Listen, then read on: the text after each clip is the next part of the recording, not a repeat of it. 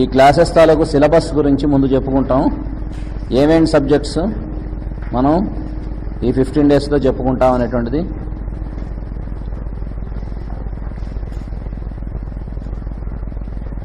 The place of tissue salts in homeopathy.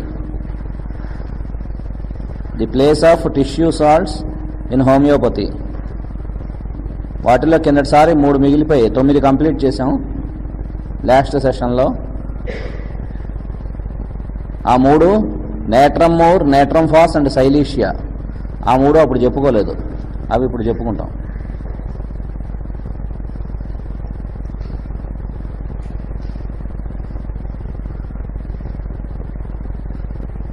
Tissue సాల్ట్స్కి హోమియోపతిలో ఎంత importance ఉన్నదో కూడా మనం లాస్ట్ సెషన్లో డిస్కస్ చేసాం.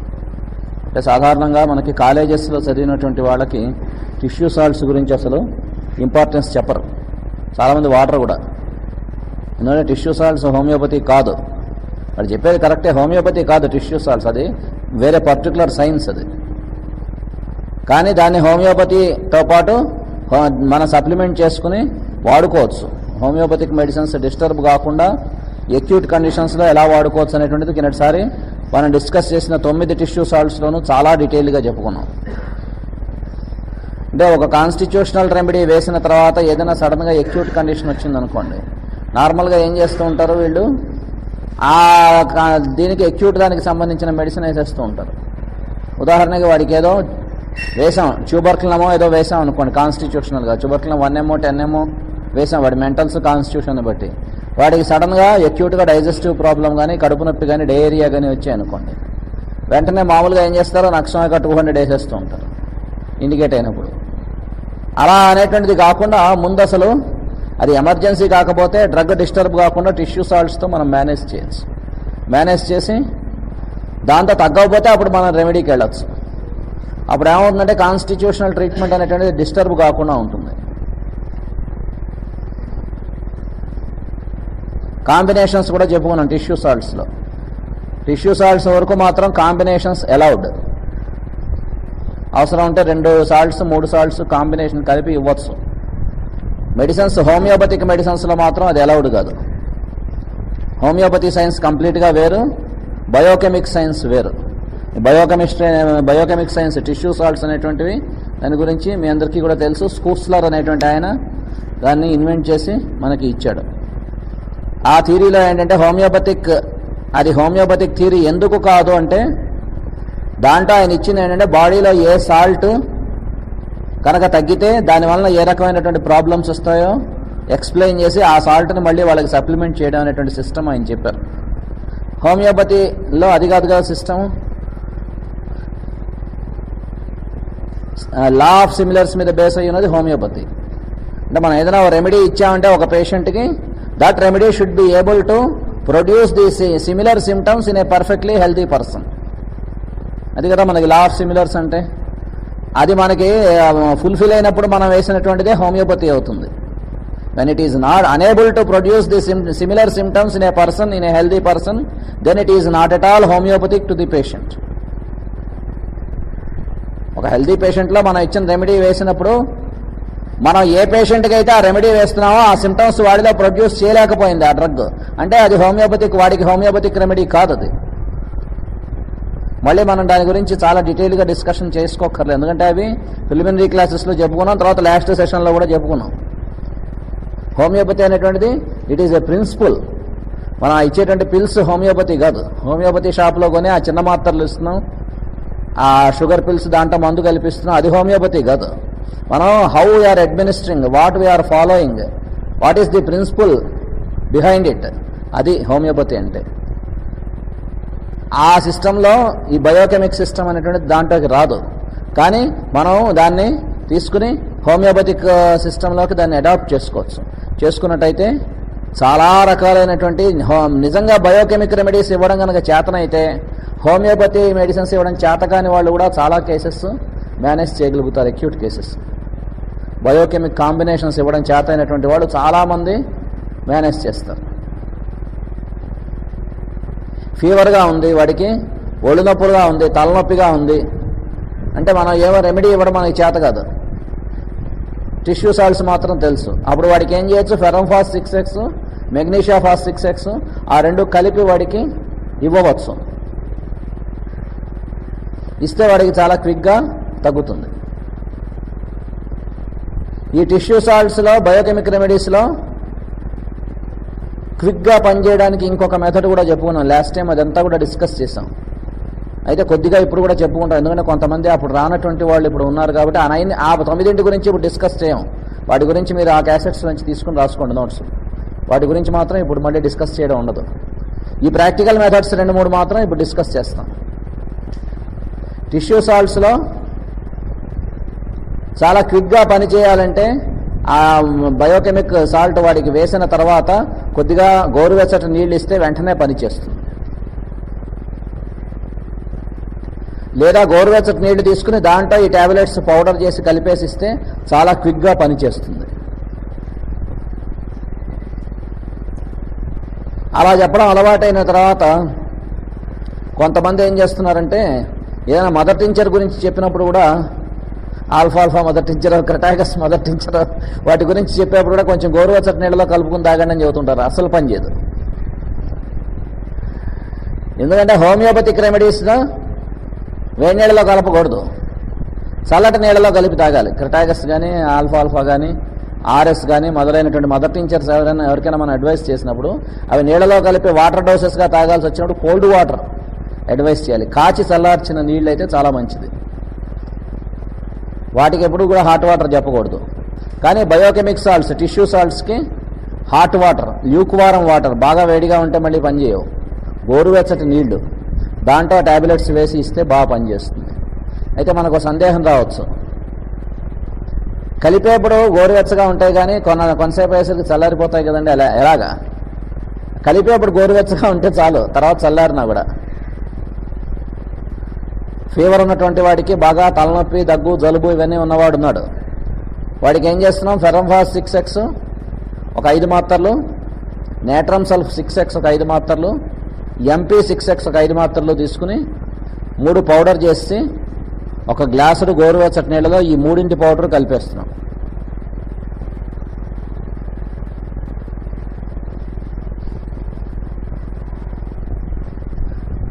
ఆ నీళ్లు ఎంతసేపు ఉంచవచ్చు అండి? 48 అవర్స్ దాకా ఉంచవచ్చు ఆ వాటర్.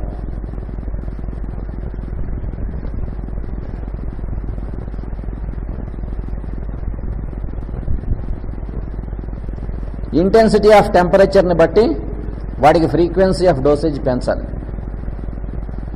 వాడికి 103 ఉందనుకోండి fever, every half an hour 2 spoons ఇవ్వండి ఆ వాటర్. 100 ఉందనుకోండి, ఎవ్రీ 2 అవర్స్కి 2 స్పూన్స్ ఇవ్వండి.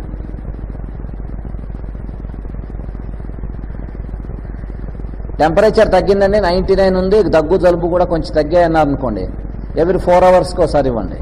అలాగా మనం అడ్జస్ట్ చేయొచ్చు టెంపరేచర్ని బట్టి. ఈ రకమైన ఫ్రీక్వెన్సీ హోమియోపతి సిస్టంలో వీలవుదు. వాడికి గంటకో డోస్ వేస్తాం, వేయకూడదు. వేసేవాళ్ళు ఉన్నారు కానీ వాళ్ళకి అసలు ఆర్గనాన్ కానీ ఫిలాసఫీ కానీ చదువుకునే వాళ్ళు వేస్తూ ఉంటారు, చదివిన వాళ్ళు ఎవరు వేయరు. డైలీ 3 డోసెస్ వేయండి, సల్ఫర్ 200. అంటే వెంటనే తెలుసుకోవాలి వాడు ఫిలాసఫీ కానీ ఆర్గనాన్ కానీ చదవలేదని తెలుసుకోవాలి. ఎంచేతంటే ఆ రకమైనటువంటి డోసేజీ దేనికి అడ్వైస్ చేశాడు ఆర్గనాన్లో?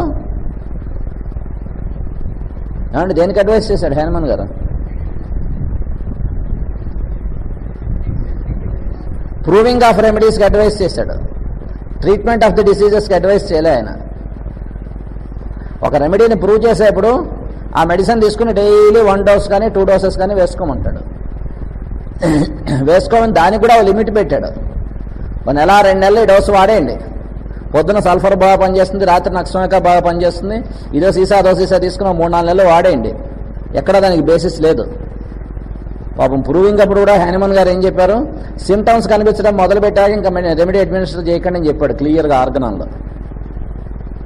ఆ రకమైనటువంటి administration only for the sake of provings చెప్పాడు, కానీ treatment of the diseases, treatment of the కేసెస్లో ఎక్కడా కూడా ఆ రకంగా వేయమలే. ఒక డోసు వేసి ఇండికేటెడ్ రెమెడీ, సరైనటువంటి ఇండికేటెడ్ పొటెన్సీలో ఒక డోసు వేసి then you have to wait.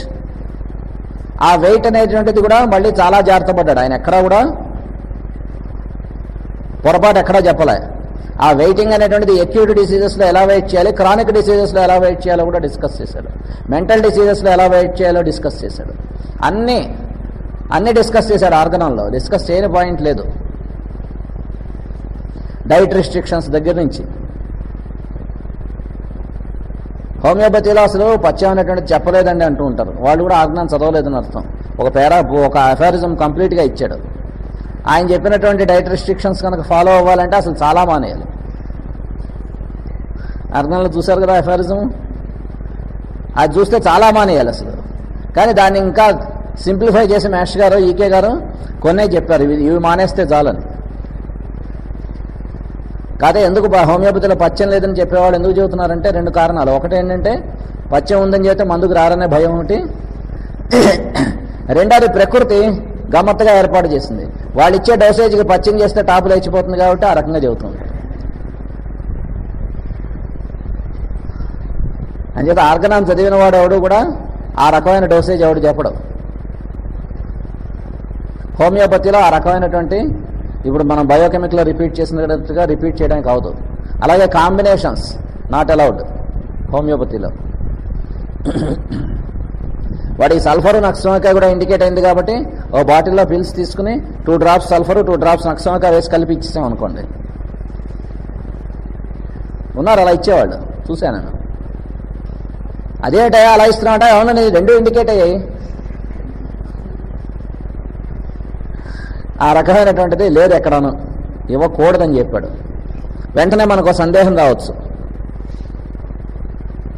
మరి కెంట్ గారు ఇచ్చారు కదండి కొన్ని రెమెడీస్ అలాంటివని. కెంట్ గారు వచ్చాక కొన్ని రెమెడీస్ ఇచ్చాడు. క్యాల్కేరియా ఆర్స్, జిన్కమ్ ఫాస్, ఇలాంటి రెమెడీస్ అన్నీ ఇచ్చాడు. అవన్నీ combination of 2 remedies. Arsenicum iodatum, iodium arsenic ఆ రెండింటి తాలూకు కాంబినేషన్. మరి ఇలా ఇచ్చారు కదా ఈ రెమెడీస్, ఆయన అలా ఇవ్వాలా? ఆయన పాపం ఎలా చేశాడు, ఆర్సెనిక్ని అయోడియంని రెండింటినీ తీసుకుని సీసాలో మాత్రలు వేసి కలిపి ఇవ్వాలా ఆయన? ఆర్సెనిక్ని అయోడియంని సపరేట్గా తీసుకుని ఆ రెండింటినీ కలిపి ఓ రెమెడీ చేసి దాన్ని ప్రూవ్ చేసి దాన్ని మెట్ రెమెడీగా ఇచ్చాడు సపరేట్గా. That it self is a remedy. అంతేగాని అది కాంబినేషన్ ఆఫ్ ఆర్సెనిక్ అండ్ అయోడియం అంటే ఓ సీసాలో ఆర్సెనిక్ అయోడియం వేసాడని అర్థం కాదు.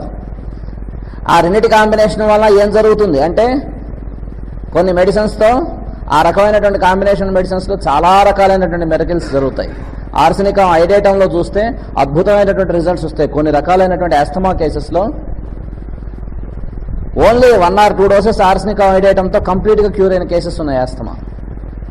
అటు అంతకుముందు తెలియక ఆర్సెనిక్ ఇస్తూ ఉంటారు, ఎందుకంటే ఆర్సెనిక్ సిమ్టమ్స్ ఉన్నాయి కదా అని. కానీ తగ్గి వస్తూ ఉంటుంది. సమంగా జాగ్రత్తగా కెంట్ చదివిన తర్వాత కెంట్ చదవని వాడికి తెలియదు ఆర్సెనికం ఐడేటం తాలూకు డైమెన్షన్స్. కానీ కెంట్ చదివిన వాడికి ఆర్సెనికం ఐడేటం తెలిసిన తర్వాత వాడికి ఆర్సెనికం ఐడేటం ఇస్తే వాడికి కంప్లీట్ రిలీఫ్ వస్తుంది. కాబట్టి కాంబినేషన్ ఆఫ్ రెమెడీస్ అనేటువంటిది ఆ రకమైన కాంబినేషన్ వేరు, అది కెంట్ గారు ఇచ్చినటువంటిది. అలా కాకుండా ఈ రకమైనటువంటి కాంబినేషన్స్ హోమియోపతిలో నాట్ అలౌడ్, కానీ బయోకెమిక్ రెమెడీస్లో allowed. Biochemic remedies and homoeopathic రెమెడీస్లో up to level of mother tinctures. Mother tinctures పైన కాంబినేషన్స్ పనికిరావు. 30 200 లేకపోతే 6 అనే కాంబినేషన్ చేసి వాడతాం. ఇంకా ఎమర్జెన్సీ తప్పనిసరి అయిన చోట 6 కూడా కాంబినేషను రేర్గా వాడచ్చు, కానీ అది దాటి అసలు ఎక్కడ కాంబినేషన్స్ అనేటువంటివి పనికిరావు హోమియోపతిలో. ఈ బయోకెమిక్ రెమెడీస్లో అది చాలా అడ్వాంటేజ్. అదొకటే కాదు, ఇంకొక అడ్వాంటేజ్ ఏంటంటే చాలా కొన్ని వేల మందిలో చూసాం ఈ బయోకెమిక్ రెమెడీస్ ఆ రకంగా ఇచ్చి. మనం క్రానిక్ ట్రీట్మెంట్ ఇస్తాం. ఉదాహరణకి మనకి విలేజెస్ నుంచి చాలామంది పేషెంట్స్ వస్తూ ఉంటారు, లేదా బయట ఊళ్ళ నుంచి వచ్చి మెడిసిన్ వాడుతూ ఉంటారు. వాళ్ళకి ఆ ఊర్లో ఉన్నప్పుడు మరి ఏదైనా ఫీవరో లేకపోతే మోషన్స్ ఏమైనా వస్తే వేరే అక్కడ మెడిసిన్స్ వాడేయచ్చా? వాడేస్తే ఏమవుతుంది, మళ్ళీ ట్రీట్మెంట్ మనం క్రానిక్గా ఇస్తున్నటువంటి మయాజ్మెటిక్ ట్రీట్మెంట్ డిస్టర్బ్ అయ్యేటువంటి అవకాశం ఉంది. అంచేత అది కూడా కాకుండా వాళ్ళకి ఏం చేయొచ్చు, మనం ఈ టిష్యూ సాల్ట్స్ వాళ్ళకి రిజర్వ్ మెడిసిన్స్గా ఇవ్వచ్చు. ఉదాహరణకి వాడికి అక్కడ ఏదైనా జ్వరం వస్తే వాడుకోమని ఫెర్రంఫాస్ అట్టే పెట్టుకోమనండి. అలాగే జలుబు దగ్గు వస్తుంటే వాడుకోవడానికి నేట్రమ్ సల్ఫ్ 6x అట్టే పెట్టుకోమనండి. ఏదైనా అజీర్ణం కానీ మోషన్స్ కానీ అవుతూ ఉంటే వాడుకోవడానికి నేట్రమ్ ఫాస్ట్ 6X అట్టే పెట్టుకోమనండి.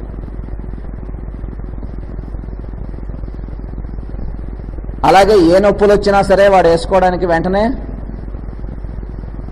ఏదో అలోపతిక్ది కడుపు నొప్పి వచ్చింది బెరాలుగానే వేసుకున్నాడు, దాని బదులు MP6X మెగ్నీషియా ఫాస్ 6X అట్టే పెట్టుకోమనండి. ఏ నొప్పి వచ్చినా సరే మెగ్నీషియా ఫాస్ వేసుకుంటే వెంటనే తగ్గుతుంది.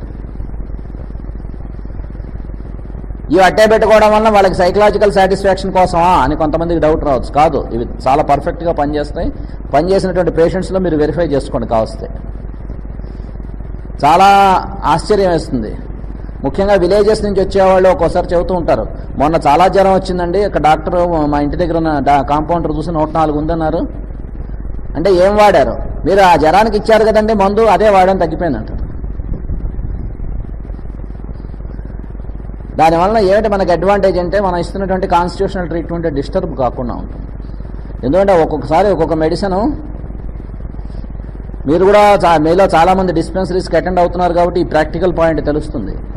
కొన్ని చోట్ల మనకు అసలు వాడి కాన్స్టిట్యూషనల్ డ్రగ్ దొరికేసరికే చాలా టైం పడుతుంది. ఒక్కోసారి 1.5 years 2 years దాకా కూడా వాళ్ళ డ్రగ్ ఏమిటో మనకు తెలియదు. ఎంత జాగ్రత్తగా ట్రై చేసినా సరే, ఎంత జాగ్రత్తగా కేస్ టేకింగ్ చేసి ఎన్నిసార్లు స్టడీ చేసినా సరే 1.5 years 2 years పడుతుంది వాడి కాన్స్టిట్యూషనల్ డ్రగ్ ఏమిటో మనకు తెలియడానికి. ఆ కాన్స్టిట్యూషనల్ డ్రగ్ ఏమిటో మనకి తెలిసి వాడికి వేసిన తర్వాత అక్కడి నుంచి వాడికి చాలా చేంజ్ రావడం మొదలు పెడుతుంది. తీరా అది వేసిన తర్వాత వాడికి ఏదైనా అక్యూట్ కండిషన్ వచ్చింది అనుకోండి, వస్తుంది షూర్గా ట్యూబర్క్యులర్ వాళ్ళలో ఏడిపించేస్తాయి. ట్యూబర్క్యులర్ వాడికి ఎగ్జాక్ట్గా సూట్ అయిన రెమెడీ ఏదైనా వేసామో డెఫినెట్గా మర్నాడో వాడికి జ్వరమో విరేచనాలో ఏదో ఒకటి వస్తాయి. మీరు మందు యొక్క తప్పదు. మిగతా మయాజమ్స్ 3 మయాజమ్స్ కన్నా కూడా వీళ్ళలో చాలా ఎక్కువ అది.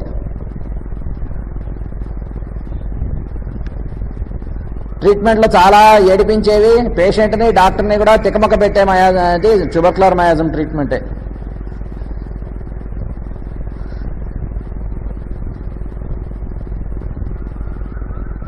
ఈ ట్యూబర్క్యులర్ మయాజం ఉన్న పిల్లల్ని తీసుకొస్తారు, బాగా జలుబు దగ్గు అని తీసుకొచ్చారు, మందేశాం తగ్గింది. మోషన్స్ వచ్చే తర్వాత మందేశాం తగ్గింది. జ్వరం వస్తుంది తర్వాత మందేశాం తగ్గింది. 2-3 నెలలు పోతే కానీ వీళ్ళ ఈ సైకిల్ తిరుగుతుందని మనకి తెలీదు. మొట్టమొదటి వచ్చినప్పుడు వాడికి జలుబు దగ్గు అని తీసుకొస్తే మంది ఇచ్చాం, వెంటనే తగ్గింది. ఆ తర్వాత మోషన్స్ అని తీసుకొస్తే మందిస్తే వెంటనే తగ్గింది. మళ్ళీ జ్వరం అని తీసుకొస్తే మందిస్తే వెంటనే తగ్గింది. మళ్ళా జలుబు దగ్గు రెడీ. ఒక 3-4 నెలలు అయ్యేసరికి మనకు అర్థం అవుతుంది వీడి తాలూకు సైకిల్ ఇదని. అది తగ్గితే ఇది, ఇది తగ్గితే అది, అది తగ్గితే ఇది, ఇలా తిరుగుతూ ఉంటాయి. దాన్ని ఆ సైకిల్ని బ్రేక్ చేయడానికి మీరు సరైనటువంటి రెమెడీ కనుక కరెక్ట్గా వేయకపోతే మీరు ఎన్నాళ్ళు ఈ అక్యూట్ వాటికి ట్రీట్ చేసినా సరే ఉపయోగం లేదు.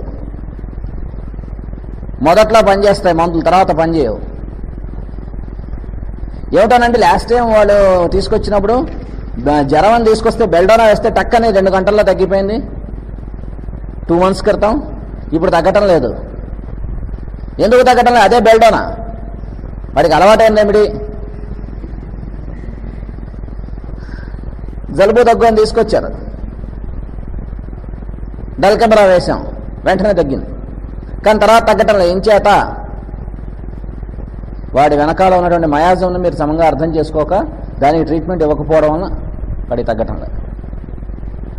క్రానిక్ డిసీజెస్ ట్రీట్మెంట్లో ఎప్పుడూ అది చాలా గుర్తుపెట్టుకోవాలి.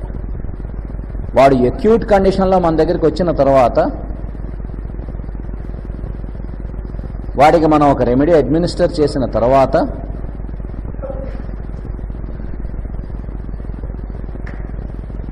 ఎప్పుడైతే అక్యూట్ కండిషన్ గ్యాప్ ఇచ్చి మనకు అవకాశం ఇస్తుందో అప్పుడు వాడి క్రానిక్ రెమెడీ వేయకపోయినట్లయితే తర్వాత ఈ అక్యూట్ రెమెడీస్ ఏవి పనిచేయవు. అంతకుముందు పనిచేసిన రెమెడీ కూడా ఆ తర్వాత పనిచేయదు. అక్కడే మనకు అర్థం కాదు ఎందుకు పనిచేయటం లేదు. కేస్ టేకింగ్ ఏమైనా ఫాల్ట్ ఉందా మళ్ళీ వెరిఫై చేసుకున్నాం. మళ్ళీ ఒకసారి పేషెంట్తో కూర్చుని మొత్తం కేసు అంతా మళ్ళీ అడిగాం, అన్నీ కరెక్ట్గానే ఉన్నాయి. మందు ఇచ్చాక ఎలా ఉంది? మీరు ఆ మొట్టమొదటిసారి ఇచ్చిన మందు బాగా పనిచేసింది, దాంతో వెంటనే తగ్గింది, ఇప్పుడు ఎందుకు తగ్గటం లేదు? మనం కేస్ షీట్ తీసి చూస్తే ఆ మొట్టమొదటి ఇచ్చిన మందే ఇచ్చాం, మళ్ళీ ఇప్పుడు మనమే మార్చలే. కానీ ఎందుకు తగ్గటం లేదంటే కారణం ఇది. ఆ రకమైనటువంటి స్టడీ ప్రతి కేసులోనూ కూడా ఎస్పెషల్లీ క్రానిక్ కేసెస్లో తప్పనిసరిగా ఉండాలి. హ్యానిమన్ గారు మనకు మయాజమ్స్ ఇచ్చింది అలాగే ఇచ్చారు, ఆయన ఆ బేసిస్ మీదే ఇచ్చారు. మొట్టమొదటి మనకి సోరా అనేటువంటిది ఇన్వెంట్ చేసినప్పుడు చాలా కేసుల్లో తగ్గిన తర్వాత మళ్ళీ అదే రకమైనటువంటి సిమ్టమ్స్ అదే రకంగా రావడం, తర్వాత ఆ మందులు ఇచ్చినటువంటి మందులు పనిచేయకపోవడం, ఏమిటి కారణం? ఇంత హోమియోపతిని కనిపెట్టింది ఆ పర్పస్ కోసమే కదా ఆయన. కానీ దాంట్లో కూడా కొంతవరకు పర్పస్ సర్వ్ అవుతుంది, కానీ ఫర్దర్గా ఎందుకు సర్వ్ అవటం లేదు? కారణం ఏమిటంటే ఇది స్టడీ చేసి అప్పుడు మయాజమ్స్ని కనుక్కున్నాడు.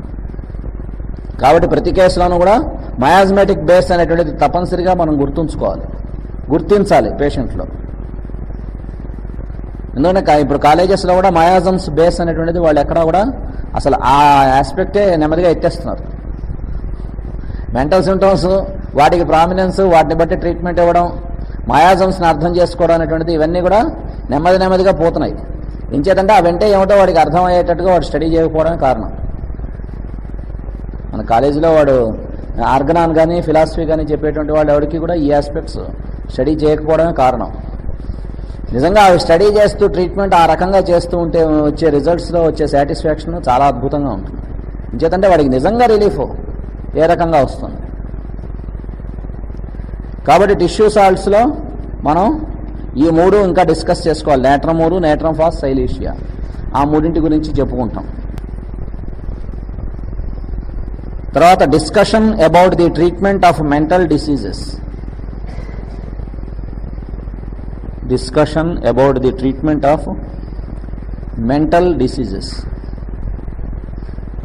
మానసికమైనటువంటి అనారోగ్యముతో బాధపడుతున్నటువంటి వాళ్ళకి ట్రీట్మెంట్ ఇచ్చేప్పుడు ఏ రకంగా మేనేజ్ చేయాలి, ఏ రకంగా ట్రీట్మెంట్ ఇవ్వాలి. ఆ కేసెస్లో ట్రీట్మెంట్ ఎంత ముఖ్యమో మేనేజ్మెంట్ కూడా అంత ముఖ్యం. మేనేజ్మెంట్ ఆఫ్ ది కేసు తెలియకపోతే కేసెస్ నిలవు.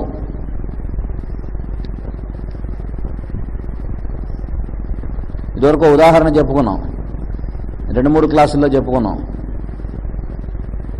ఎవరు పేషెంటో ఎలా అర్థం చేసుకోవాలనేటువంటిది. ఒకసారి ఒక వైఫ్ హస్బెండ్ వచ్చారు మేష్ గారి దగ్గరికి, ఈకే గారి దగ్గరికి. వచ్చినప్పుడు ఆవిడ చాలా విషయాలు చెప్పింది హస్బెండ్ గురించి.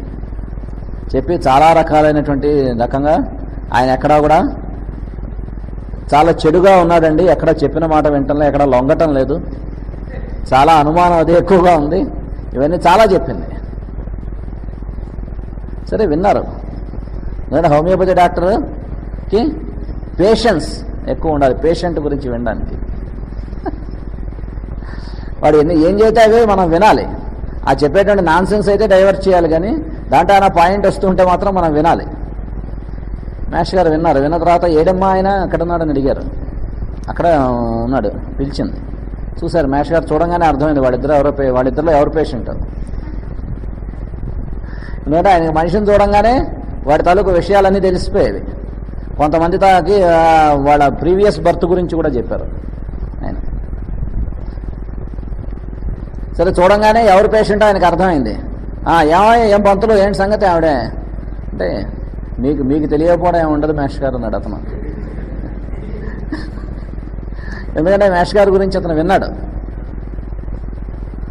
సరే అలాగేనమ్మా, నువ్వు చాలా బాధపడుతున్నావు, నీకు ఏం చేయాలో నేను చెప్తాను అంటే ఆవిడ అంది. ఆయన పక్కకి పంపించి, మీకు కొంచెం వశీకరణ మంత్రాలు కూడా తెలుసు కదా, అది ఎలా చేయాలో, ఆయన ఎలాగ ఇది చేసుకోవాలో అవి కూడా మీరు నాకు చెప్పండి. తప్పకుండా చెప్తాను. రేపు ఆయన్ని పంపించు, అసలు ఎందుకు అలా చేస్తున్నాడో నేను గట్టిగా మాట్లాడతాను. పంపించడానికి రెడీ అయింది. ఎందుకంటే మేష్ గారి మీద ఆ నమ్మకం ఆవిడ కుదిరింది కాబట్టి, లేకపోతే పంపించేది కదా, ఆవిడ కూడా వచ్చేది కూడా. సస్పెషన్ ఆయనకు కదా ఆవిడికి. సరే మర్నాడు ఆయన వచ్చారు. వస్తే మేష్ గారు, ఏమై పంతులు ఏంటి సంగతి అంటే, మీరు ఈ పాటికే గ్రహించి ఉంటారు మేష్ గారు, చస్తున్నాను అన్నాడు. తెలుసు, నువ్వు గారు పేషెంట్, ఆవిడే పేషెంట్ అంటే, నేను ఎవరికి చెప్పినా నమ్మటం లేదండి, ఈవిడిలా చెబుతూ ఉంటే అన్నాడు. ఏం కంగారు పడక, ఆవిడకి ట్రీట్మెంట్ జరగకపోతే చాలా చికాకు ముందు ఏదో ఆవిడ ట్రీట్ చేద్దాం, కానీ ఆవిడకి దీనికోసం ట్రీట్మెంట్ ఇస్తున్నట్టు నువ్వు చెప్పకు, నువ్వు కొంచెం దీంట్లో కోఆపరేట్ చేస్తే ఆవిడ బాగుపడుతుంది, నేను చెబుతానన్నారు. మీరేం చెబితే అది చేస్తాం మేష్ గారు, మీరు నాకేం అభ్యంతరం లేదన్నాడు. సరే మర్నాడు మళ్ళీ ఇద్దరిని కలిసి రమ్మన్నారు. ఆ రోజు ఆయన్ని చెప్పారు, రేపు పొద్దున మీ ఇద్దరికి మందేస్తానయ్యా, నువ్వేం కంగారు పడకు, నీకేసేవి పంచదార మాత్రలు, ఆవిడకేసేది మందు, ఇక నోరు తెరవనంగానే తెరవ అన్నారు. సరే మర్నాడు డిస్పెన్సరీ అవుతుండగా ఇద్దరు వచ్చారు. వస్తే ఏమమ్మా వచ్చాడా ఆయన అన్నారు. వచ్చాడు మాస్టర్ గారు, రమ్మను అన్నారు. ఏం పంతులు నువ్వు కాఫీ టీ ఏదేమో తాగావా అన్నారు. లేదు. నోరు తెరవు, మందేస్తా నీకు. మాకు చెప్పారు ఇద్దరిలో ఎవరికి ఏ మందు తేవాలో. తీసుకెళ్ళి ఇచ్చాను, నోరు తెరిపించి వెంటనే నాలుగు మేము మందేసి కూర్చో ఇక్కడ అన్నారు. అది చాలా సంతోషపడింది. మాస్టర్ గారు మీ చేత్తో మందేశారు, డెఫినెట్గా ఆయనలో మార్పు వచ్చి తీరుతుంది. అది సరేనమ్మా కరెక్టే, కానీ నువ్వు ఇక నిద్ర లేదంటున్నావు కదా ఇన్నాళ్ళ నుంచి. అంటే అవును మేష్ గారు అస్సలు నిద్ర పట్టడం లేదు. మరి నిద్ర పట్టకుండా ఎంత వీక్గా ఉన్నావో చూడు, నీకు కూడా నీరసం తగ్గడానికి నేను మందేస్తానన్నారు. వేయండి మేష్ గారు, మీరు వేస్తే వేయించుకోపోవడం ఏంటుంది. నోరు తెరనే ఆవిడకి హైస్యామస్ 10 డోస్ వేశారు.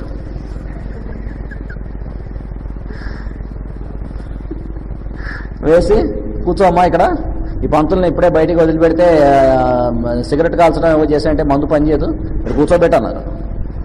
కరెక్టే అని చెప్పి 2 hours అక్కడ కూర్చో.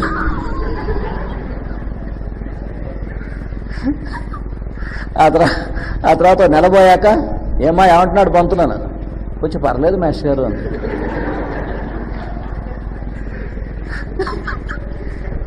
ఓ 2 months పోయాక ఏమమ్మా ఎలా ఉన్నాడు, ఏమిటో మేష్ గారు ఆలోచిస్తే నాకు అనిపించింది ఏంటంటే ఫాల్ట్ నాలోనే ఉంది అనిపించింది. పాప ఆయన చాలా మంచివారే, నేను అర్థం చేసుకోవడంలో నాదే ఫాల్ట్, ఆయన ఫాల్ట్ కాదండి, మీరు నాలో ఈ ఫాల్ట్ తగ్గించడానికి మంది ఏంటండి ఆవిడ. అసలు దాన్ని ఒప్పుకోవడం అనేటువంటిదే ఎంత అసలు మార్పు చూడండి, పాజిటివ్ సైడ్. కాబట్టి మెంటల్ కేసెస్లో పేషెంట్ ఎవరో ముందు మనం అర్థం చేసుకోవాలి. ఎందుకంటే పేషెంట్ చెప్పేస్తూ ఉంటాడు, పేషెంట్ తాలూకు వాళ్ళు చెప్పేస్తూ ఉంటారు, అన్ని రకరకాల సిమ్టమ్స్ అని చెప్పేస్తూ ఉంటారు. కాబట్టి ఆ చెబుతున్నటువంటి వాళ్ళలో ఎవరు చెప్పేదాంట్లో ట్రూత్ ఉంది, ఎవరు చెప్పేదాంట్లో ఎంత తీసుకోవాలి, ఎవరు చెప్పేదాంట్లో ఎంత కట్ చేసేయాలి, అవన్నీ కూడా మనకి తెలియాలి. అది తెలిస్తే తప్ప వాటిని మేనేజ్మెంట్ ఆఫ్ ది కేసెస్, ఇది management of the case. Mesh గారు ఈ రకంగా చేయలేదు అనుకోండి, వాళ్ళిద్దరు మందుకు వచ్చి ఉండేవాళ్ళు కదా, ఆవిడ తగ్గేది కాదు. ఏమిటమ్మా అంత చెబుతావు, అతను చూస్తే బాగానే ఉన్నాడు, నువ్వు చెప్పేది అన్నీ కరెక్ట్ కాదేమో అనిపిస్తుంది అని మేష్ గారు మొక్క అన్నారు అనుకోండి, ఇంకా ఆవిడ రాదు. ఆవిడ అక్కడ తగ్గకపోతే ఇంకో ఒక 2-3 ఏళ్ళు అయ్యేసరికి చాలా సైకిక్ పేషెంట్ అయిపోయి చాలా డిజార్డర్స్ వస్తాయి. అంచేత అలా కాకుండా మేష్ గారు మేనేజ్మెంట్ ఎలా చేశారో చూసారా, అది మేనేజ్మెంట్ ఆఫ్ ది కేస్ అంటే. ఇలాంటి కేసు యూరోప్లో ఇంకోటి జరిగింది, అది మేష్ గారు చాలా వండర్ఫుల్గా ట్రీట్ చేశారు. అది కూడా ఇదివరకు 1-2 క్లాసుల్లో చెప్పుకున్నాం. చాలా అంటే ట్రీట్ చేసినటువంటి కేసెస్ చెప్పుకుంటే మనకి ఫర్ ఎవర్ గుర్తుంటాయి.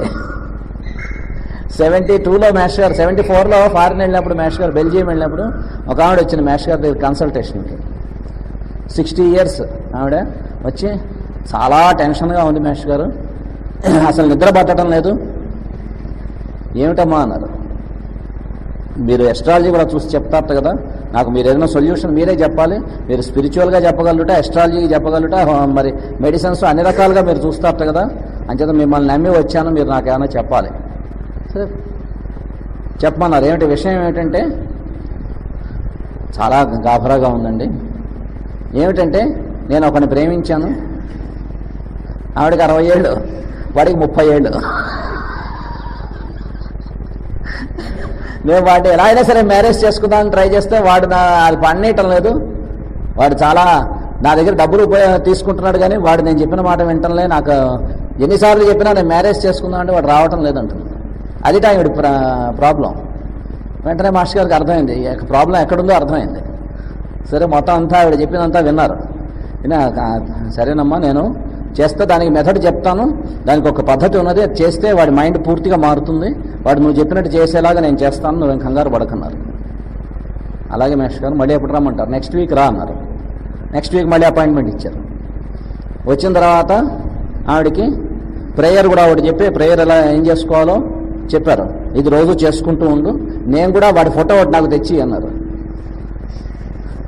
ఆ ఫోటోని బట్టి నేను వాడికి ఏం చేయాలో చేస్తా అన్నారు. తీసుకొచ్చి ఆవిడ జాగ్రత్తగా వాడి ఫోటో ఇచ్చింది.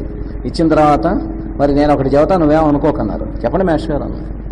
మరి ఇంత వర్రీ అయిపోతున్నావు, ఇంత టెన్షన్ పడుతున్నావు, నీకు ఏమైనా బీపీ పెరిగిందా అన్నారు. ఈ మధ్యన టెస్ట్ చేయించుకుంటే బీపీ ఉందన్నారండి.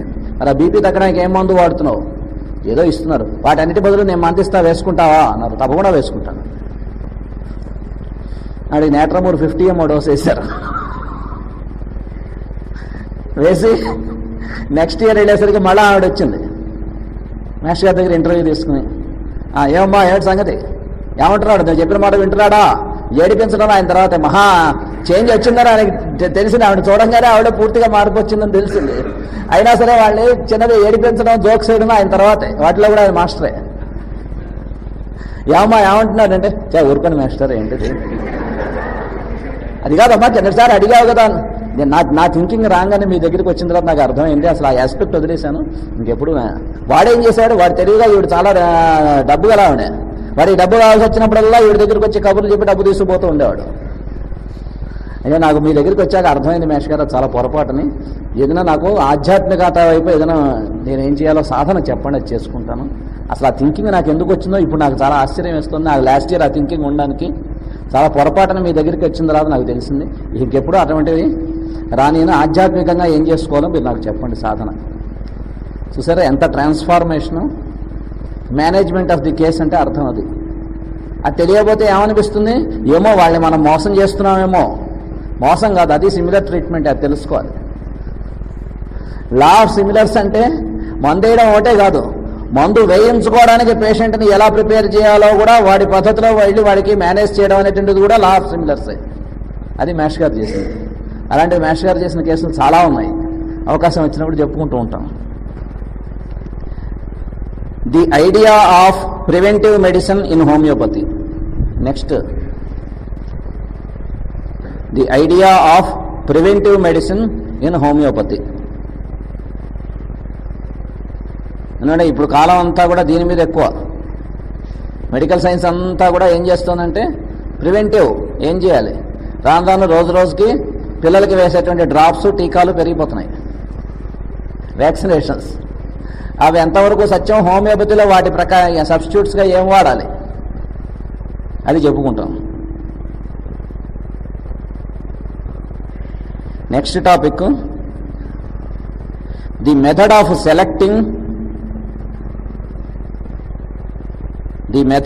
సెలెక్టింగ్ రెమెడీస్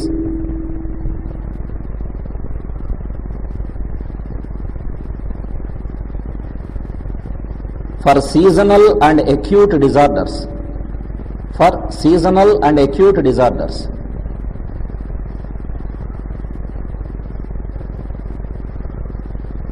ఒక్కో సీజన్లో వచ్చేటువంటి ఒక్కొక్క డిజార్డర్కి కొన్ని రెమెడీస్ ఉంటాయి. అవి తెలుసుకోగలిగితే చాలామంది క్రైసిస్ నుంచి సేవ్ అవుతారు. అది తెలుసుకోలేకపోయినట్లయితే ఏదో రొటీన్గా వెళ్ళిపోతూ ఉంటాను తప్ప వాడికి ఏం ఉపయోగం లేదు. తలనొప్పి, ఒళ్ళు నొప్పులు, నడునొప్పి, జ్వరం, గొంతు నొప్పి, దగ్గు వస్తుంది. ఇప్పుడు సీజన్లో ఉన్న ఫీవర్స్ అన్నీ అలాగే ఉన్నాయి. వాటికి టెస్ట్లో ఏం దొరకవు కాబట్టి వైరల్ ఫీవర్ అని దానికి ఫ్రేమ్ చేసి వదిలేస్తున్నారు. ఇవన్నీ వైరల్ ఫీవర్స్ అండి, చాలామందికి వస్తున్నాయి, అవే తగ్గుతాయి. అవే ఎందుకు తగ్గుతాయి, అవే తగ్గేటైతే ఎందుకు వస్తాయి అంటే అర్థం ఏంటి, దానికి మేమేం చేయలేమండి, మందు లేదని చెప్పడానికి బదులు అవే తగ్గుతాయని చెబుతూ ఉంటారు. అవే తగ్గక్కర్లే, దానికి మందు ఉంది. ఇవి చూసుకోకుండా, ఈ సీజన్కి ఇండికేట్ అయిన రెమెడీస్ చూసుకోకుండా మామూలుగా ఏం చేస్తూ ఉంటాం, బిర్యానీ అనో ఏదో తోసేస్తూ ఉంటాం. ఎందుకంటే ఒళ్ళనొప్పులు, తలనొప్పి ఉన్నాయిగా చాలు. క్లాస్ చదువుతూ మేష్ గారు ఒక సెట్ ఆఫ్ సిమ్టమ్స్ చెప్పారు. 83లో హోమియో క్లాసులు చదువుతూ సగం క్లాసులు అయిన తర్వాత వెటరీమెడికా స్టార్ట్ చేసి తలనొప్పి, ఒళ్ళు నొప్పులు, జ్వరం ఏమందిస్తారు అన్నారు. వెంటనే హోమియో డాక్టర్ గారు అంతకుముందు ఎక్స్పీరియన్స్ ఉన్నాయని లేచి బ్రేయోనియా ఇస్తాం అన్నారు. ఈలోపు ఇంకో ఆయన లేచి ఆర్నికా ఇవ్వాలంటే కరెక్టే, నువ్వు కరెక్టే అన్నారు. ఈలోపు ఇంకొక ఆయన లేచి ఆర్నికా ఇవ్వాలి బాగున్నారు. 4-5 చెప్పనిచ్చి ఏ మందు వేయకూడదు అన్నారు మేష్ గారు.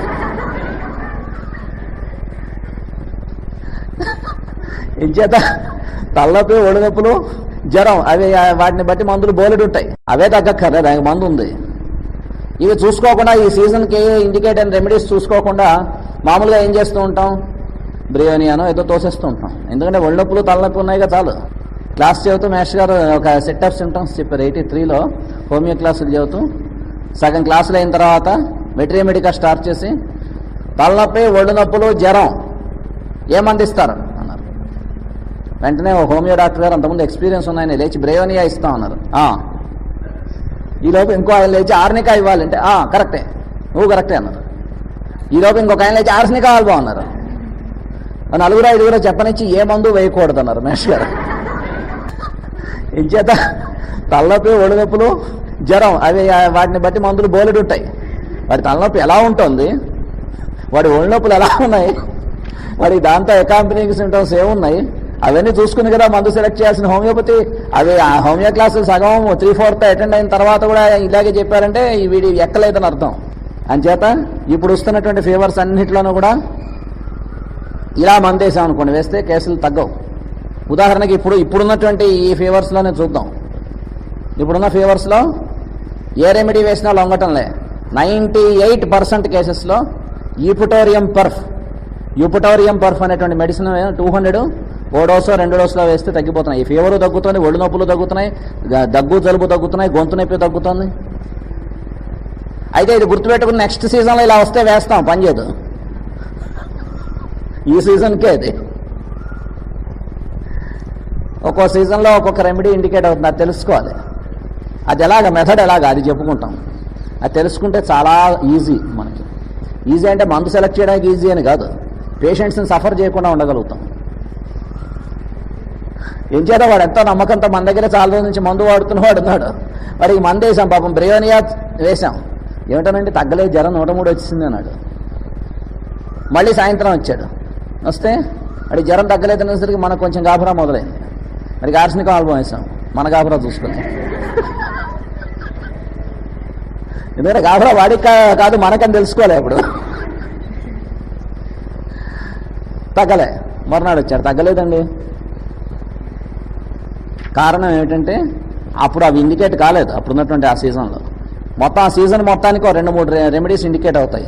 అవి కనుక మనం పట్టుకోగలిగినట్లయితే ఒక్కోసారి రేర్ రెమెడీస్ అవ్వచ్చు, చెప్పలేం. 2 years బ్యాక్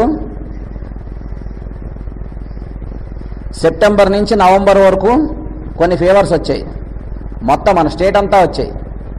ఆ ఫీవర్స్ అన్నింటిలోనూ కూడా విపరీతమైనటువంటి దగ్గు, గొంతు నొప్పి, చాలా సివియర్గా గొంతు నొప్పి వచ్చేది.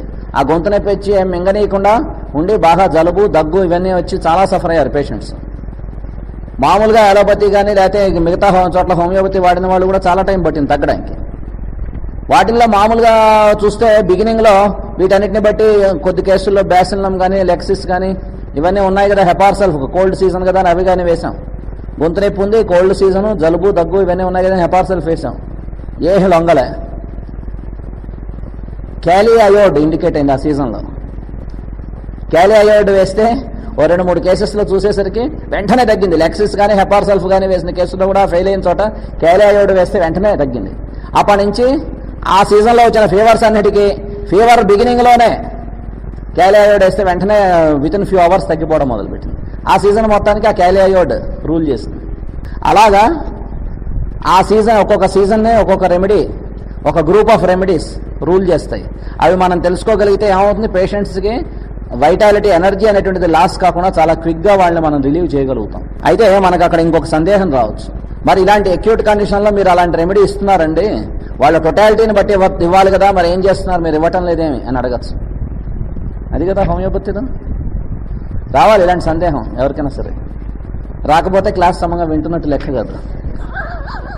ఎందుకంటే టోటాలిటీని బట్టి మందిస్తాం కదండి, దీని ఒకదాని మీద బేస్ చేసి ఆ డ్రగ్ ఎలా ఇస్తామంటే అక్యూట్ డిసీజ్ ట్రీట్మెంట్కి, క్రానిక్ డిసీజ్ ట్రీట్మెంట్కి తేడా ఉంది.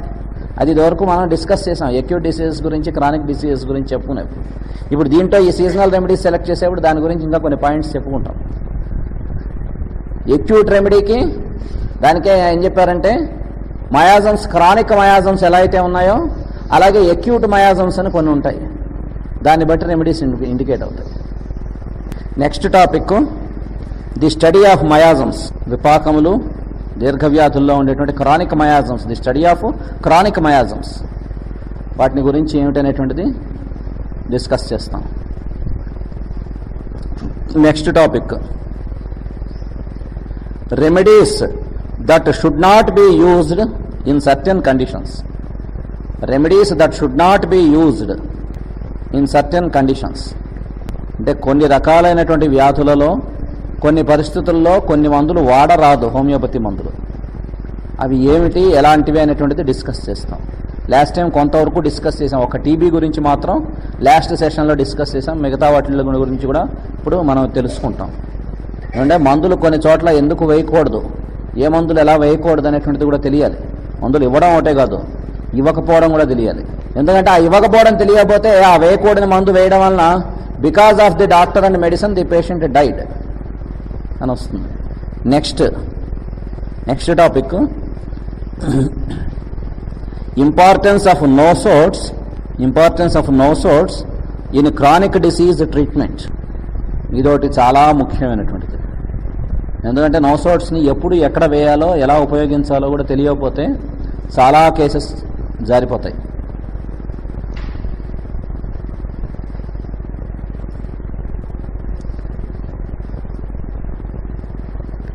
Next point, the other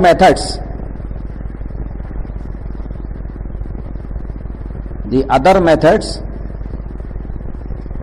which will help to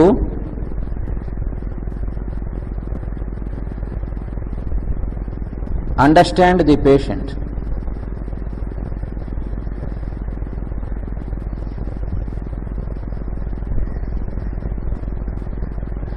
అంటే మనం తీసుకునేటువంటి కేస్ టేకింగు, డ్రగ్ సెలక్షను ఇవే కాకుండా పేషెంట్ గురించి, తర్వాత వాళ్ళు మందు యూజ్ చేస్తున్నటువంటి పద్ధతుల గురించి, వీటన్నిటిని గురించి కూడా ఏమేంటి మనం తెలుసుకోవాల్సిన నెసెసిటీ ఉంది. అది ఎందుకు చెప్పుకుంటాం అంటే ఒక కేసు జరిగింది ఉదాహరణ, దానివల్ల అది చెప్పుకోవాల్సినటువంటి నెసెసిటీ ఉంది. ఒక ముసలావిడ ఒక ఆవిడ వచ్చేవారు మేష్ గారి దగ్గరికి మందుకి. చాలా సిన్సియర్ ఆవిడ. మేష్ గారు ఏ పథ్యం అయితే చెప్పారో అదే పథ్యం చాలా జాగ్రత్తగా చేసేవారు ఆవిడ. ఎక్కడా కూడా దాని వైలేషన్ అనేటువంటిది లేదు. ఎప్పుడు ఎలా మెడిసిన్ వాడమంటే అలాగే వాడేవారు. కానీ 2 years 2.5 years ట్రీట్మెంట్ అయిన తర్వాత కూడా ఆవిడ చెప్పిన లక్షణాల్లో ఒక్కదాంట్లో కూడా మార్పు రాలేదు. చాలా ఆశ్చర్యపోయారు మేష్ గారు, ఈకే గారు, ఇదేంటి 2 years నుంచి నువ్వు ట్రీట్మెంట్ ఇంత సిన్సియర్గా తీసుకుంటున్నా నీలో మార్పు రాకపోవడం ఏంటి? ఎందుకంటే మన దగ్గర పచ్చం చేస్తున్నామని చెప్పి వాళ్ళు చేయకపోయినటువంటి వాళ్ళు చాలామంది ఉన్నారు. లేదంటే ఉల్లిపాయ చాలా తగ్గించే వాడుతున్నాం అంటారు. కొంచెం వేస్తున్నాం అంటే ఎక్కువ వేయటం లేదు. ఆ వేసిన ఉల్లిపాయ సైజు కన్నా మందు సైజు చాలా తక్కువ. కానీ చాలా ఆశ్చర్యపోయారు మేష్ గారు. ఎందుకంటే ఆయన డ్రగ్ సెలెక్ట్ చేయడం అంటే అసలు ఆయన ఎవరిని, ఏ పేషెంట్ని కూడా ఆయన సిమ్టమ్స్ అడగక్కర్లే, మనిషిని చూసి డ్రగ్ సెలెక్ట్ చేసి వేయగలిగేవారు. అయితే అలాగ ఆయన వేయడం మొదలు పెడితే అస్మదాతులు మనలాంటి వాడిని కూడా అలా చూసి మొదలు పెడతామని, ఎక్స్పెరిమెంట్స్ చేస్తామని తెలిసి ఆయన ఏం చేసేవారంటే కేసు అంతా కూడా రాయించి స్టడీ చేసి మందేసేవారు. ఆయన చేసిన ఏ పనికైనా లాజికల్గా ఎక్స్ప్లెయిన్ చేయడానికి ప్రతిదీ వీలుంది. ఆయన తాలూకు ప్రిస్క్రిప్షన్ కానీ, ఆయన ఇచ్చినటువంటి అస్ట్రాలజికల్ రీడింగ్స్ కానీ ఏవైనా సరే 2 రకాలుగానూ ఉండేది. సరే, ఏం జరిగింది, ఏం జరుగుతోంది, వరుసనంతా ఎంక్వైరీ చేస్తూ వచ్చారు. ఏం చేస్తున్నారు? ఆవిడ అసలు ఉల్లిపాయ అనేటువంటిది ఎప్పుడూ వాడదు ఆవిడ. ఇప్పుడు కాదు, మందు కోసం కాదు, ఆవిడకి అలవాట్లేదు. మరి ఎలాగ చేస్తున్నారు, ఏం చేస్తున్నారు, మందు ఎలా చేస్తున్నారు, జాగ్రత్తగా పెడుతున్నారా లేదా, చాలా జాగ్రత్తగా. పిల్లలు ఏమైనా తీసి పాడు చేస్తున్నారా? అవకాశం లేదండి అంది. ఏమన్నారు? మా ఇంట్లో మనవరాళ్ళు ఉన్నారు, ఈ మందు తీయగా ఉంటుందని చెప్పి తీసి వాళ్ళు తినేస్తూ ఉంటారు. అంచేత నేను ఏం చేస్తున్నా అంటే తీసుకెళ్ళగానే మందు జాగ్రత్తగా వాళ్ళకి ఎవరికి తెలియకుండా అందకుండా ఉండడానికి పోపుల బెట్లో పెట్టుకుంటున్నానండి. ఈ 2 ఏళ్ల నుంచి ఆవిడ మందులు తీసుకెళ్ళి ఆ పోపుల బెట్లో ఇంగువ పక్కన పెడుతోంది. ఇంకేంటి పని చేస్తుంది? ఎంత సిన్సియర్గా వాడినా, డాక్టర్ ఎంత జాగ్రత్తగా ఇచ్చినా. అప్పుడు చెప్పారు మేష్ గారు, అలా పెడితే పని చేయదమ్మా, నువ్వు ఇంగువ పక్కన పెడుతున్నావు, అలా పెడితే పని చేయదంటే. అయ్యో తెలియదు మేష్ గారు నాకు అసలు అంది. ఇవాళ నుంచి మానే, నీకు డెఫినెట్గా 4 రోజుల్లోనే తగ్గిపోతాయని అని చెప్పారు. అలాగే ఆవిడకి ఆ జాగ్రత్తగా ఎలా పెట్టుకోవాలో మెడిసిన్స్ చెప్పిన తర్వాత 2 monthsలో ఆవిడకున్న కంప్లైంట్స్ అన్ని క్లియర్ అయిపోయాయి. పేషెంట్ని మనం అర్థం చేసుకునేటువంటి మెథడ్ అది చాలా ముఖ్యం. ఎందుకు తగ్గటం లేదు అంటే మనం ఏ రకమైనటువంటి రీజన్స్ వెతకాలి. డాక్టర్ కనుక మందిస్తున్నటువంటి డాక్టరు వీడి దగ్గర సిఫిలిటిక్ మయాజం ఉంటే వీడేం ఫీల్ అవుతాడు? మందు సమంగా ఇవ్వటం లేదేమో అని ఫీల్ అవుతాడు. ఇస్తున్న డాక్టర్ కనుక సోరిక్కో సైకోటిక్కో అయితే పేషెంట్ చాలా యూస్లెస్ ఫెలో అని ఫీల్ అవుతాడు. వాడు సమంగా వాడటంలో మనం చెప్పిందని. ఆ 2 కాకుండా జాగ్రత్తగా మనం అర్థం చేసుకుంటే ఏవి సమంగా ఉంటున్నాయి, ఏవి సమంగా పనిచేయటం లేదు, ఏం చేయాలి, ఎక్కడ మనం అర్థం చేసుకోవాలి అని తెలుసుకోవాలి. Next point, the usage of repertory.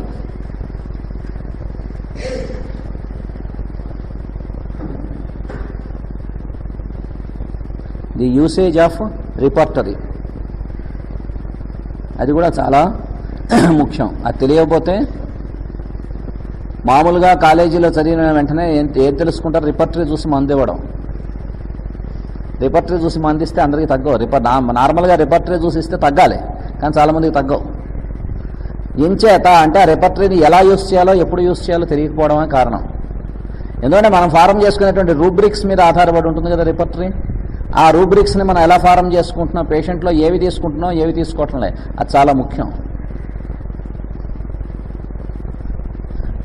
Material మెడికాలో thorough knowledge లేకుండా ఉత్త రిపర్టరీ మీద డిపెండ్ అయితే మాత్రం ట్రీట్మెంట్ సమంగా జరగదు. మెటీరియల్ మెడికా మీద థరో నాలెడ్జ్ ఉంటే మ్యాష్గార్ మెథడ్లో రిపర్టరీ యూస్ చేయాల్సిన నెసెసిటీ చాలా తక్కువ ఉంటుంది. రిపర్టరీ అక్కర్లేదని కాదు, కొంతమంది ఏం థియరీ తీశారంటే మ్యాష్గార్ మెథడ్లో రిపర్టరీ అక్కర్లేదని అంటూ ఉంటారు. మ్యాష్గార్ ఎక్కడ చెప్పాలి, ఆయన రిపర్టరైజ్ చేసేవారు. ఎందుకంటే ఆయనతో క్లోజ్గా ఉండి కేసెస్ చూసి ఏ కేసులో ఎలా చేస్తున్నారో మేము చాలా సంవత్సరాల దగ్గరుండి చూసినటువంటి వాళ్ళు. అంచేత మ్యాష్గార్ మెథడ్లో రిపర్టరీ అక్కర్లేదని కోతలు పోయకూడదు. కానీ రిపర్టరీని ఎలా యూస్ చేయాలో ఆయన చెప్పారో అది మనం తెలుసుకోవాలి. కెంట్ రిపర్టరీలోనే చూస్తే జాండిస్లో దురదలు, ఒళ్ళంతా కూడా దురదలు ఉంటే ఏం మందు వేయాలి? ఒకే ఒక రెమెడీ ఇస్తాడు, హెపార్సల్ఫ్ ఇస్తాడు. కానీ హెపార్సల్ఫ్ వేస్తే పనిచేయటం లే. ఇంకో రెమెడీ ఉంది, అది మెటీరియల్ మెడికాలో దొరుకుతుంది, రిపర్టరీలో దొరకదు. చెలిడోనియం. చెలిడోనియం తాలూకు మెటీరియల్ మెడికాలో కూడా ఒళ్ళంతా కూడా దురదలు ఉండి జాండీస్ ఉన్నటువంటి వాడికి విపరీతంగా దురదలు వస్తున్నాయి. జాండీస్ విత్ ప్రొరైటిస్ అంటాడు. అన్నప్పుడు చెలిడోనియంలో కూడా ఉంది. ఆ పాయింట్ మనకి రిపర్టరీలో రాదు, మెటీరియల్ మెడికాలో వస్తుంది. అంచేత ఈ రెండింటిని బట్టి జాగ్రత్తగా కోరిలేట్ చేసుకుంటూ మనం చేసుకుంటూ వెళ్తే తప్ప కేసులో సక్సెస్ అవ్వం. ఉత్త రిపర్టరీ మీద డిపెండ్ అయినా ఉపయోగం లేదు, నేను మెటీరియల్ మెడికా తప్ప అసలు రిపర్టరీ వాడడం అన్నా ఉపయోగం లేదు. కొన్ని కేసుల్లో రిపర్టరీ ఒక్కోసారి యూస్ చేయాల్సి వస్తుంది.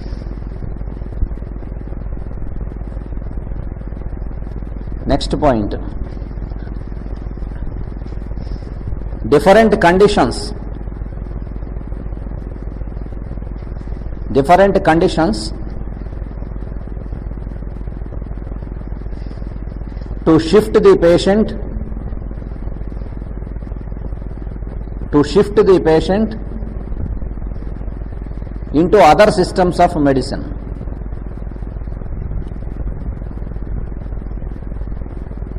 Into other systems of medicine.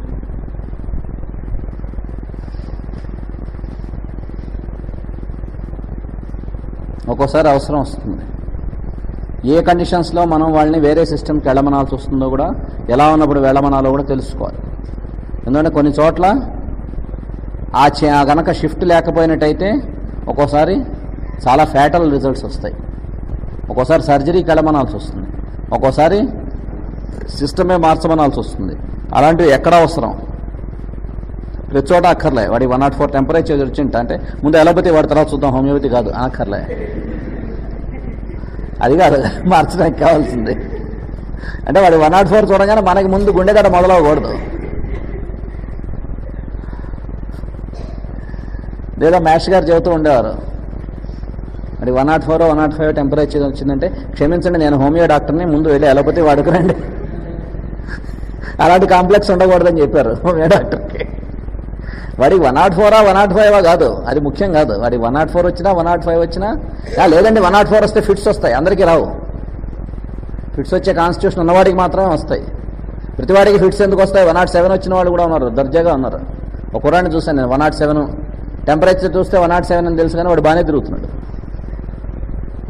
వాడికి ఎంత 6 ఏళ్ళో 7 ఏళ్ళో ఉంటాయి వాడికి. ఓసారి ఒక చంటిపిల్లాడి కేసులో 108 చూశాను, వాడికి 8వ నెల 9వ నెల అని తీసుకొచ్చారు. టెంపరేచర్ చూస్తే 108. థర్మామీటర్ మేము తప్పు చూసామని దులిపి మళ్ళీ పెడితే అదే. ఒకవేళ థర్మామీటర్ ఫాల్ట్ ఏమో, మా దగ్గర 2-3 థర్మామీటర్స్ ఉన్నాయి, మళ్ళీ ఇంకోటి పెడితే 108. వాడు ఏమన్నా కాన్షియస్గా ఉన్నాడా లేదా అని చూస్తే కాన్షియస్గా ఉన్నాడు. ఫిట్స్ ఏమైనా వచ్చే బిగుసుకుంటున్నాడా? ఏం లేదు, బాగానే ఉన్నాడు. అంచేత 104 వచ్చిన వాళ్ళందరికీ ఫిట్స్ వచ్చేవు. ఫిట్స్ వచ్చే కాన్స్టిట్యూషన్ వాళ్ళకి 104 దాకా కూడా అక్కర్లేదు, 101 100 దాకా వస్తే చాలు, అప్పుడే బిగుస్తూ ఉంటాయి. ఎందుకంటే మనం డ్రగ్స్ చదివిన తర్వాత మనకు అర్థం అవుతాయి ఆ రకమైన కాన్స్టిట్యూషన్ ఉన్న వాళ్ళకి. ఉదాహరణకి బెల్డోనా కానీ కాల్కేరియా కార్బ్ కానీ ఆ రకమైన కాన్స్టిట్యూషన్ ఉన్నవాడికి ఫీవర్ వచ్చినప్పుడు ఫిట్స్ వస్తాయి. మిగతా వాళ్ళందరికీ రమ్మంటే రావు. Next topic tautopathy. Tautopathy TAUTOPHPATHY tautopathy. మనం సోర్సెస్ ఆఫ్ మెడిసిన్స్ గురించి చెప్పుకున్నాం. అలోపతిక్ మెడిసిన్స్ని పొటెంటైజ్ చేసి హోమియో మెడిసిన్స్గా వాడేటువంటి బ్రాంచ్ని టాటోపతి అంటారని చెప్పుకున్నాం. వాటిల్లో ఇప్పుడు ముఖ్యంగా మనం వాడుతున్నవి 2 మెడిసిన్స్, స్ట్రెప్టోమైసిన్, పెన్సిలిన్. వాటి గురించి కూడా మనం చెప్పుకుంటాం. Next topic the action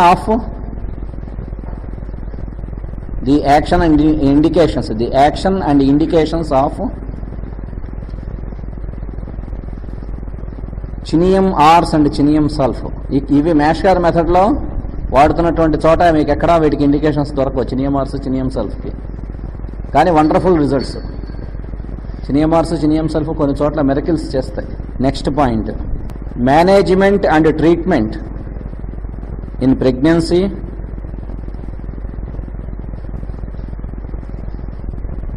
ప్యూర్పెరియం PUERPERIUM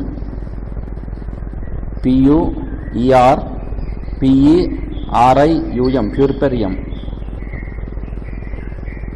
and neonatal child NEONATAL. అంటే గర్భిణీ స్త్రీలకి లో ట్రీట్మెంటు మేనేజ్మెంటు బాలెంతగా ఉన్నప్పుడు, ప్యూర్పెరియం అంటే బాలెంతగా ఉన్నప్పుడు వాళ్ళకి ఇవ్వాల్సినటువంటి ట్రీట్మెంటు, ప్రివెన్షన్స్, ఏం జాగ్రత్తలు తీసుకోవాలి, అది పుట్టినటువంటి పిల్లవాడికి ఏ రకమైనటువంటి జాగ్రత్తలు తీసుకోవాలి, వాడికి ట్రీట్మెంట్ ఏమిటి అనేటువంటి దాని గురించి డిస్కస్ చేస్తాం. ఇవి మనం ఈసారి సెషన్లో పెట్టుకున్నటువంటి పాయింట్స్.